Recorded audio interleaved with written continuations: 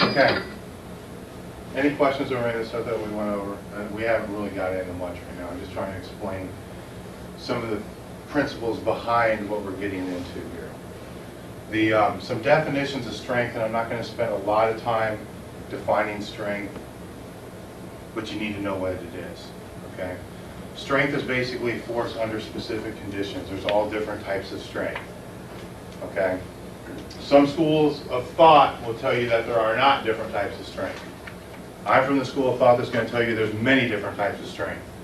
And some of them that we're interested in here are absolute strength, competitive strength, and training strength. As I talked about before, competitive strength is different than training strength. Absolute strength, the best way I can find to describe that is your limit strength.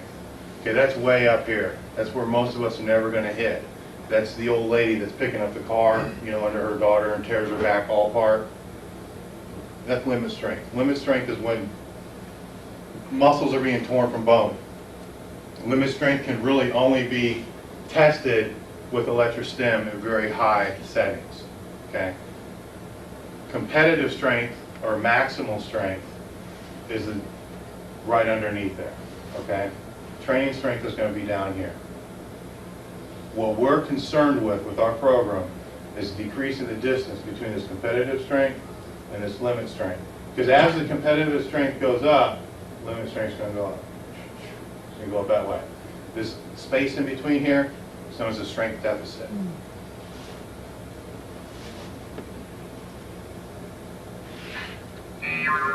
Relative strength, kind of like the little dude there doing the pull-ups, that's strength relative to body weight. For athletes, this is extremely important. Powerlifters, it's important to a certain point. Does it matter what Mike or Matt or myself, does it matter how many pull-ups we can do? I'll give you guys a guess. How many do you think we could do? Not real damn many. All right, because the heavier a guy gets, the change that it is. So if I was coaching Mike, and my whole basis is all relative strength is the number one most important thing, come on. That's not even an issue. Okay, for an athlete, it's going to be a little bit more of an issue than it is going to be for elite level powerlifter. Strength speed is the speed that you possess with weights. Explosive strength is max force in a minimal amount of time. Starting strength is the force before the movement. Accelerating strength is keeping it moving. To define these a little bit more, strength speed, speed with weight. Everybody understand that? How fast you can move the barbell? Let me explain why that's important. A lot of people will contact me and they'll want to know, they'll say, Dave, I'm weak off my chest on the bench. What can I do to make it better? Get faster. You know, what do you mean? I need to strengthen my pecs. That's all bull crap. Now, if I was to, you know, take Phil, put him on a bench, put a bar on him, take a piece of balsa wood, whatever the karate instructors use to break through. If I held that board about 3 or 4 inches higher than that bar, and I told him, press into the board as slow as you can. He's going to press into the board, then the board's going to start to move a little bit. Okay? Now if I tell him, blast in the board as hard as you can, he's going to blast right through the board. It's going to break right through the board. Okay? Now, if I take a big, thick board and put it down there, and I say blast into that board as hard as you can, he's going to blast in the board. He's not going to break the board, but that board's going to move about this far, correct? Because of the force going into the board. Now, change the definition of that board and call it a mini-bax or call it your sticking point. That's exactly how it works. That's why we do so many board presses, floor presses, pin presses, all top range stuff. Because if your sticking point is down in here, you're not fast enough. Your sticking point's got to be up in here. When your sticking point's up in here, now you're moving the weight. This is regardless of equipment, raw, drug-free, whatever. It's all the same thing. When you start thinking about it, think about the board example that I just gave you. The explosive strength, or more or less the starting strength, is what I want to talk about. That's force before movement. That's your deadlift. Okay? Starting strength isn't going to be that relative in a bench press or a squat because that's more reversal strength. Okay, because you have an eccentric followed by a concentric. Starting strength in the deadlift is extremely important because you're going from a dead weight, pow, up. Starting strength is extremely important in lineman firing off the ball. Bam, because you're going from nothing to explosive.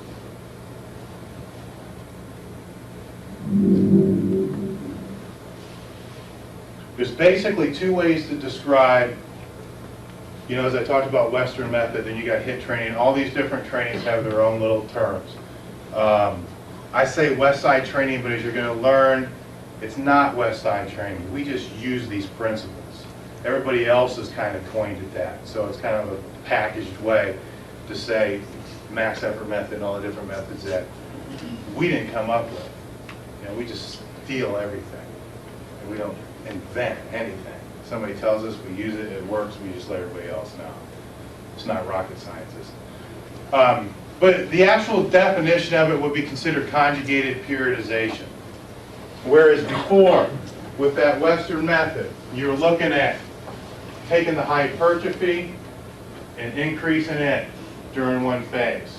Okay, also during that phase, you're not concerned with strength, power,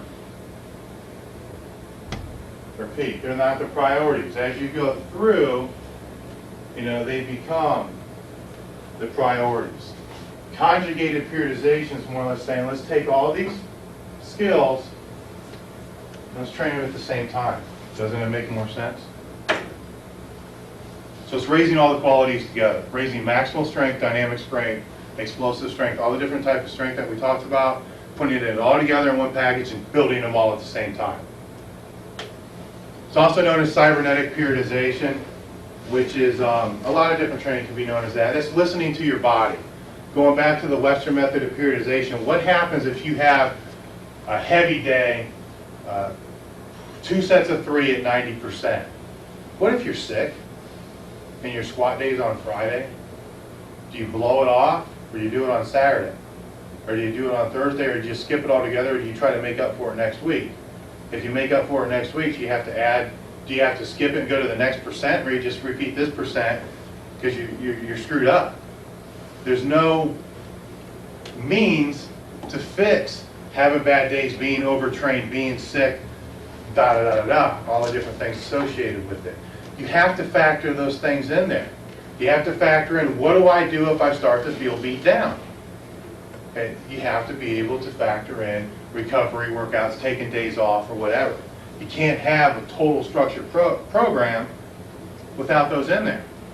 Because we all know over a 16-week period of time, if you're required to train 4 days a week, not every one of those days are going to be 100% days, and most of us are going to be lucky to even make it all those days, on the days you're supposed to make it at the time you're supposed to make it.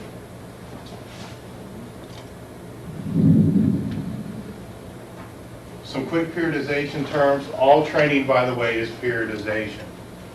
Periodization is defined as a way of structuring training. I use periodization terms throughout the day to help you understand some of the Westside principles that we utilize. All periodization consists of a training session. That's simple. That's why there's not a whole lot behind this slide. It's one workout. Okay? All periodization consists of a microcycle, which is 5 to 10 days. Normally, most programs define that as a week. We define that as a week, which is 7 days, which is going to have one workout for max squat, one max bench, one dynamic squat, one dynamic bench. I'm sure you're all pretty familiar with that from the reading that you've been doing. That would be our microcycle, that 1 week. Training consists of mesocycles, 1 to 4 months. Okay, here's where it gets a little tricky. A mesocycle would be your hypertrophy phase, your strength phase with the other program that I showed you. We're a little different here, okay? Because we have different days and different cycles. I believe the next slide